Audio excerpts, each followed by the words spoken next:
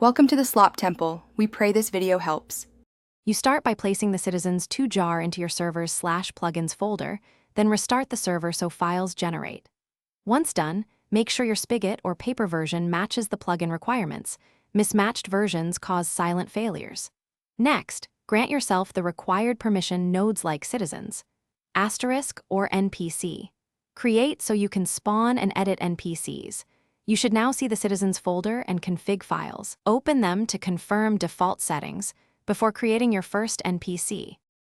You create an NPC with /NPC create name and immediately select it using /NPC select to begin customization. Then add or remove traits to control behavior.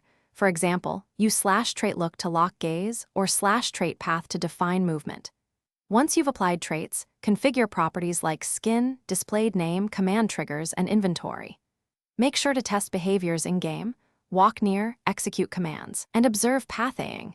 If you want GUI editing, use compatible admin plugins that you finalize by running /NPC save and then restarting the server to verify persistence.